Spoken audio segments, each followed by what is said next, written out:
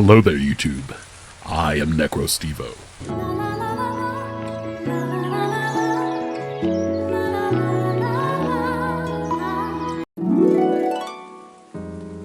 And it is time for week number 2 in the MGL.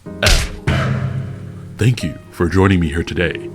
Our opponent this week is the illustrious, the powerful, the incredibly talented, and all-around diabolical detective.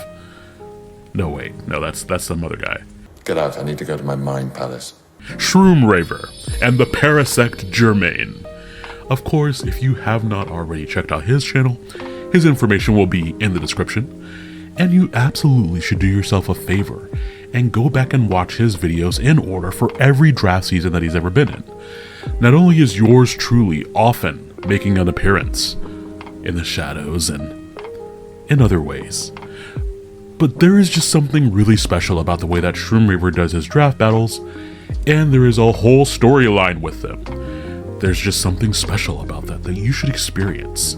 And I will always shout that out, especially for writers like Shroom Raver and also my friend Onesie Bennett doing the cool things in the draft battle videos. But enough about that. It's time to get to the matchup. The Parasect Germain are bringing Fracture, I almost called it Axew, Fracture, Murkrow, Quaxwell, Glimmet, Grovyle, Braixen, Gothorita, Palmo, Yanma, and Duskull to our battle. And what are the shadows bringing to bear here? Well, absolutely we have our Choice Banded Reboot, Trick Room Porygon, Choice Scarf Ghastly, Assault Vest Vibrava, a very banded Rufflet, and Eviolite Chinchou. The main idea with this game plan is that if his speedy threats, like possibly a Dragon Dancing Fracture or a Tailwind Murkrow, a Unburdened Grovyle, Speed Boosting Braixen. If any of these speedy threats get out of hand, we have our Choice Banded Quick Attack from Reboot to help smack them down. And alongside that, with Ghastly for speed control, even if the Fracture gets to +1 speed, we got you. On the other side of things, Trick Room is very helpful here because nothing on his team can one-shot Porygon. So the idea of Trick Rooming up and then going out into our Banded Rufflet, which is not running any speed this week, or Chinchou, or just making it rain with Porygon are all going to be different ways that we can make this battle go. So let's get into the matchup and see who Shroom Raver is bringing to the battle. Now, we can see that Shroom Raver has Fracture, Murkrow, Quaxwell, Palmo, Glimmet, and Grovyle. Before the battle, in our regular weekly game of Where is that darn Eviolite? I predicted that the Eviolite would be on the Quaxwell and on the Glimmet. Those are my two guesses for the Eviolite. We could see Quaxwell and Glimmet here. However, I will tell you I only earned 1 point for the Eviolites this week, so we'll find out later where that is. For this matchup, I did decide to lead with Vibrava. If he tries to lead with the Focus Sash Glimmet, Vibrava could not only hit the Glimmet without activating Toxic Debris because I brought especially offensive Vibrava, but also with the Assault Vest, I will take any hit from the Glimmet. And on top of that, Scorching Sands has a chance to burn, a 30% chance, as a matter of fact. And so if I burn it on the same turn, I will KO it through the Focus Sash. I was very tempted here. Shroom Raver is a great player. And so I was like, I thought about it for literally like 5 seconds. I was like, hey, he might just switch out. But maybe he won't expect the Scorching Sands. But he switches out and I was like, no, that means that the Murkrow is coming in. However, I wasn't that worried about the Murkrow. Murkrow, if it was running physical attacks, it's going to be doing recoil damage to itself. If it's running special attacks, then I'm going to be taking less damage overall. So yeah, so I have the Assault Vest, which means I will be taking less damage from those special hits. Now here, I did want to ensure that I got some damage on the Murkrow. I was thinking there's a chance that the Murkrow could be Eviolite as well. If it weren't carrying the Eviolite, then I'm very confident in my ability to damage it. But if it is, and it's trying to do some weird supportive shenanigans, I just want to get a little bit of chip damage with Dragon Breath, and also look for that paralysis chance. The paralysis chance here for Dragon Breath is also 30%. So we got 30 over 30 Media Visionaries. No, you don't look a day over 30, man. Wait. But we get hit by that Dark Pulse, which is choice specs, and apparently it just broke my recording. But we got flinched there. So not only do we find out that Murkrow is choice specs, but we don't get any damage on the Murkrow. This is the worst possible situation. And you will see that this damage is so important later. We needed the damage. But we flinch. And I don't have a good swap into a choice specs move, so I go out to Porygon knowing I could take 2. And then here I'm hoping that he just doesn't flinch me again, because if he flinches me again, I could very well just kind of get my whole team get pushed in here by the Murkrow. Definitely not the situation that I want. Now Porygon is carrying our Eviolite, which is how I'm able to take these hits from the Murkrow in the first place. I do want to take a moment and appreciate Porygon is just wagging its feet, Murkrow is flapping its wings, and with the increased speed at which I'm recording this, it just looks like they're just dancing on the battlefield. But yes, we do take the second Specs Dark Pulse and we don't get flinched, so now you are trapped in this room with me, Shroom Waver. For 5 turns. The slower Pokemon will move first. And if you all looked at the team that he brought some pretty speedy Pokemon here. So I do need to get my HP back. I very much wanted to just go on the offense and click Tri Attack here. But if he just stayed in and went for another Dark Pulse, then I would die to it. That technically wouldn't be the worst possible outcome. If I just got KO'd by a Dark Pulse at this point, then I have a number of things on my side of the field that are slower that I could use at this point, like even bringing in Choice Banded Rufflet could be an option. But remember, I was also trying to think of the Glint Biscuit in the back, because if I hit it with the physical move, it's going to set up a Toxic Spike, and that can ruin my whole gig that I have going on here. So we do get up our Recover, which gets our HP back, as he goes out to Palmo, and I was like, oh man, it's probably going to go for Knockoff. And he does. I went out to Chinchou because this is my physically defensive piece here. But I really didn't want to lose my Eviolite. But that was really the only swap in, because I really didn't want to lose the Eviolite on Porygon. I knew I would need that later on. Chinchou can at least come in here with Volt Absorb. I'm immune to the Palmo's electric moves. Because of the Trick Room, I am faster this turn. Normally Palmo would outspeed.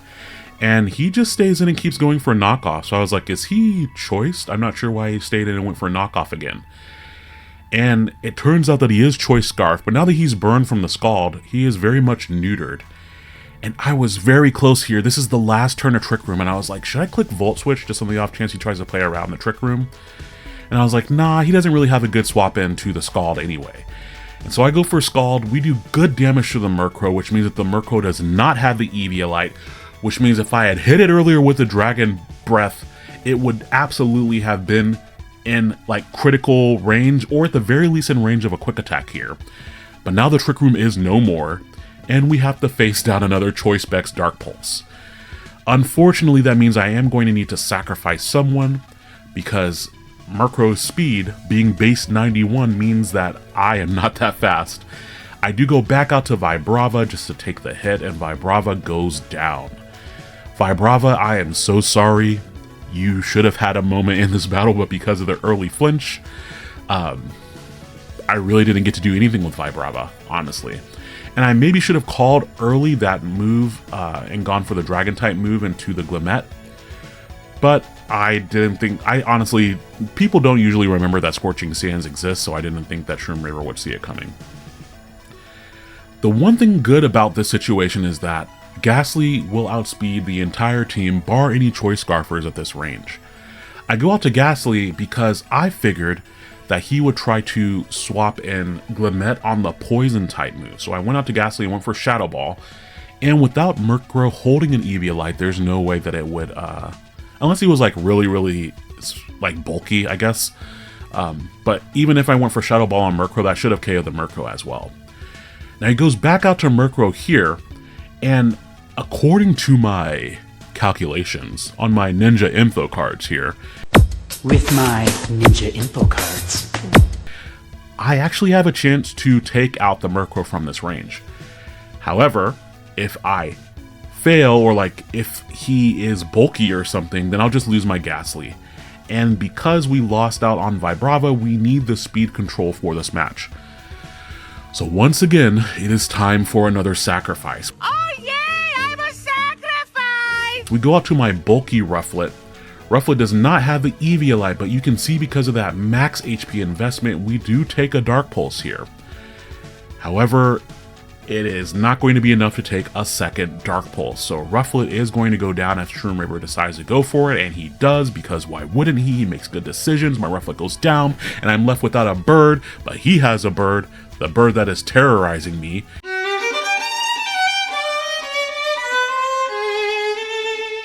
This Murkrow is literally the personification of a murder in its own actions. Have you all ever read the description in Dark Pulse? It's saying that it's thinking about a bunch of nasty thoughts about the opponent. It's just sending bad energy at the opponent. So it's the antithesis of when you're in your work chat and someone's like, I'm sending you good energy. This Murkrow is trying to ruin my day. Anyways, so I go back out into Ghastly. This might have honestly been a misplay. If I had stayed in with Ghastly and gone for the range on the Shadow Ball, you can see here that Murkrow is definitely in range after 2 more burn ticks. I get a crit, which I don't think that the crit mattered at that range because the Murkrow was not Eviolite, but maybe I should have stayed in and pressed the advantage and gone for Shadow Ball. Possibly. Now, the other thing that's bad here is that I went for Shadow Ball. Again, I was worried about the Glimmet switching in, and I wouldn't do that much to Glimmet if it were Eviolite with my Sludge Wave. Glimmet would quad resist the move. So I went for Shadow Ball thinking if Glimmet wants to come in, I can do more damage to that. Grovyle comes in, and here my calculations showed that Shadow Ball might do over half, which might activate a Citrus Berry, but he should always be in range of a quick attack from Reboot. So even if he went for Swords Dance here, he gets a Citrus Berry, which means he gets Unburdened. The speed is doubled. That is one fast Leaf over there. And Leaf Blade, after him doubling his attack with the Swords Dance and Ghastly's very, very low defensive stat, that's going to be enough to take it out. Here is where we have to make a bit of a decision. I could have gone into Porygon and tried to set up another Trick Room, but I was worried about the Grovyle having Drain Punch. So I was like, I'm calculating if he has a lot of defense, I should still be able to do over 60% of damage to this Grovyle with this Quick Attack. So I stay in with the Reboot, go for Quick Attack, and it doesn't KO the Grovyle. I must have gotten a minimum roll. Shroom River shared with me his set after the battle, and he had less defense than what I was calculating. So I honestly have no idea how he lived that. I was max attack, choice band. I just missed out on the range there. Just Chicory's legs just burning out, I guess, there. Oh man, this means that we don't really have the gas in the tank for this endgame. It ain't got no gas in it. Because now Porygon's going to take a ton of damage from a hit. I can set up one final Trick Room to try to do something here in the end game, but it is a little bit too little too late. So Porygon does take the Leaf Blade, which might have meant that maybe I should have gone into Porygon first. However, remember, on the calculation, I thought that I could take it out from that range. Grovyle is not known for its defensive prowess, especially when it doesn't have an Eviolite. I calced it with like 192 HP and some defense and whatever is in the NFE calculator. We are able to get revenge for our Ghastly against the Grovyle, so we take it out with a Tri-Attack. But now this means that he can go out to any number of threats here. So he goes out to O'Brien Jr. Shout out to O'Brien the Haxorus that I'm sure you all have seen Shroom River use. This is O'Brien. He had kids. Who mated with O'Brien Jr.? Questions for later. Questions for later. No, not with Jr. I mean his dad. Not with Jr.